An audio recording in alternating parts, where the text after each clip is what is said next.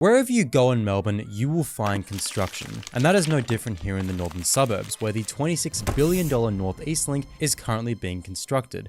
It's the most expensive and largest road infrastructure ever in Victoria.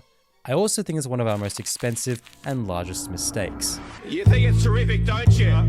You think it's absolutely fantastic, giving the dictator the ability to rule by decree. Throughout the 2000s, big roads have been the spot of political rivalry between respective Liberal and Labor governments. Labor was more supportive of the North East Link compared to the Liberals who favoured the East West Link. After a few elections, Labor under Daniel Andrews won the tussle and officially cancelled the East West Link, even after the previous Liberal government had signed the contracts, costing Dan $1.1 billion.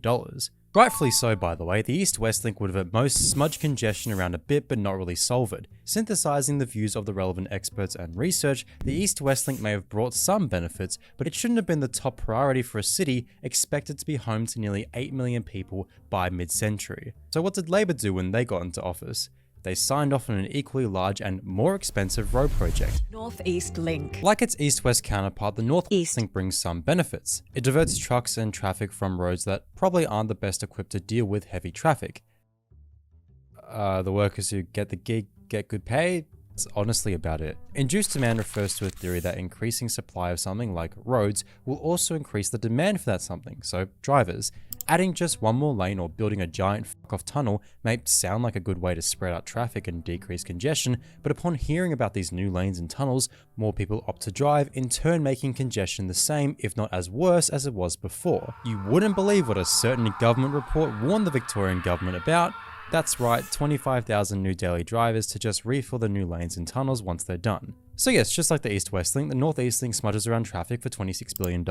And I don't know if you've ever been around the North East Link, but holy shit is it massive. As rightly pointed out by the Productivity Commission and by the experts critical of the East-West Link, the resources, the time, the labour just isn't what we need right now.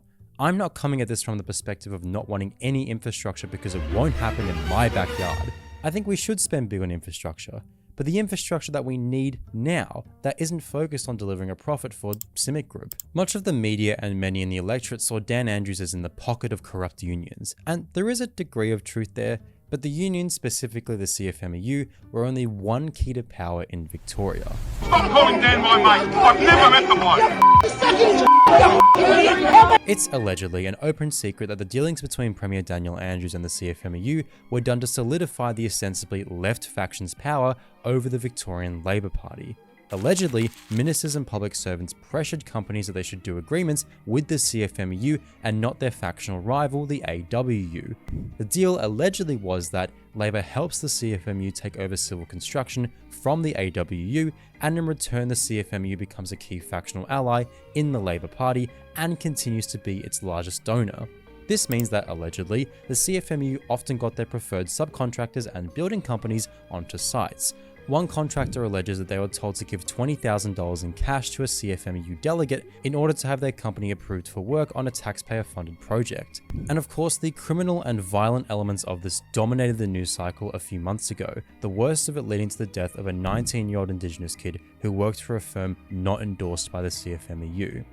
The CFMEU often correctly derides the AWU for being undemocratic and in the bed of construction companies. After all, the AWU had a very cozy and lucrative relationship with the companies involved with the East-West Link when that was on the table. Plus, it's not as if the AWU is innocent of sketchy factional politics. But unfortunately for all the rhetoric, the CFMEU has actually engaged in very similar behaviour.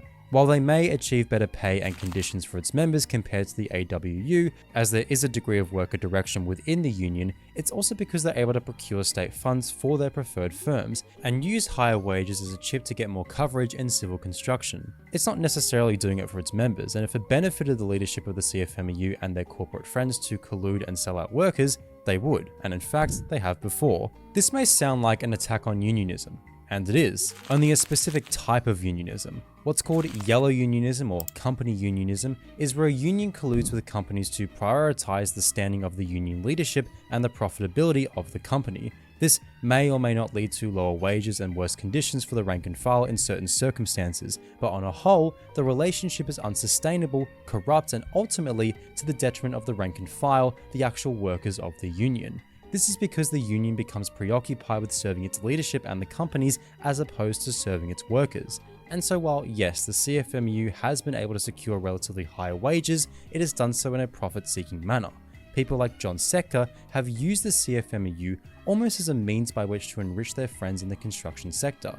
Of course, the union didn't become like this in a vacuum. The construction sector in this country is one of the most corrupt and criminal parts of the economy. The CFMEU, the AWU are one part of a web of criminality, money laundering and profiteering. At least these unions at their core are ostensibly interested in representing workers, which is why I think centering our criticisms on unions is wrong. Our criticism should be centered on profits, the profit motive, how building and property has become so hyper-commodified or geared towards making money that it has led to so many undesirable outcomes that even unions fall for it. This has been the consequence of Victoria becoming what Professor David Hayward calls a contract state, where public services have been hollowed out in favour of monopolistic profiteering contractors. More than any other, Victoria can increasingly be seen as a contract state, that is one in which activity previously subjected to some form of organisational hierarchy is governed by contracts between buyers and sellers either outside or inside the public sector.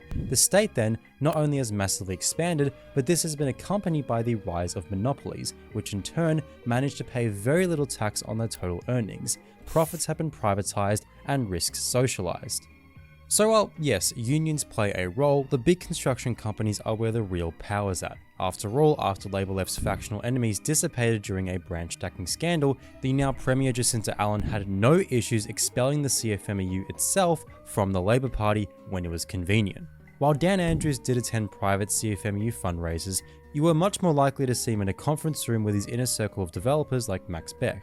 Clearly, the North East Link isn't being done for the well-being of the community. It's more to do with factional politics interlinked with profiteering off of lucrative government-funded contracts. And it's quite saddening to see the CFMEU and its leaders like John Secker so willingly capitulate to the interests of the Labour Party and the construction sector. John Secker, someone who apparently was mentored by John Cummins of the CFMEU's predecessor, the Builders Labourers Federation, took nothing from the BLF's legacy to heart. As Secretary Jack Mundy said back in the late 60s, it is no point winning great wages and conditions if the world we build chokes us to death. It is unfortunate that the modern CFMEU has abandoned this attitude that just because there may be high wages doesn't mean that the project is worth it. Clearly, the CFMEU was willing to flex its muscles and enforce no ticket, no start policies to get its way on the side. It was willing to do illegal things for its own sake. Yet, the leadership's desire to secure factional wins and big contracts for its mates in construction, as opposed to pursuing what's best for working people in Victoria, has not only allowed for these infrastructure projects to go ahead, but put the union itself in jeopardy. This legislation is pretty dangerous. This legislation is pretty dangerous. This legislation is pretty dangerous. Clearly, the union had a lot of leverage. What better way to use that leverage to instead beckon the state to build a ton of public and affordable housing, something I think most people would argue is much more important and an immediate issue compared to a new road. I'd much rather house every single person in the state than spend years and tens of billions on a giant road that inevitably will get congested anyways. This is a lesson in what could have been effective counterpower. If we want a better world, we build it in the current. The CFMEU and the AWU, if they were interested in doing what's best for our society, could have used the leverage they had to campaign for a new mass construction of public housing. There are 30,000 homeless people in Victoria and 60,000 households on the public housing waiting list. Not only do you get the economic benefits of putting high salaried tradies to work, but you get the social and of course eventual economic benefits of housing every single person in this state. And look, all of a sudden, you've got a separate organisation calling the shots on what's built and what's not built. This is the beginning of counterpower, or dual power, where we increasingly become non-reliant on existing systems and institutions geared towards profit and in favour of systems and institutions run to the benefit of the public. And nationally at least, the CFMEU is showing some promise. Its newly elected leader Zack Smith began a campaign to build 750,000 social and affordable homes in the next few decades to hopefully make up the projected shortfall. However, Smith has done little, if really anything, to put that into practice outside of a spectacle at the press club, and it unfortunately has just drifted away into irrelevance. While I do think that the administration of the CFMEU is unjustifiable, violates international law and the rights of the rank and file workers in the CFMEU, I hope that means that the CFMEU can turn this into something else, something more constructive. After all, the legacy of politicized and conscientious unionism of the BLF came after a period of criminality and corruption. Hopefully in the future, the CFMEU and even the AWU can be a force for good in trying to turf these mega infrastructure projects that are wasting our time and resources to the detriment of our society.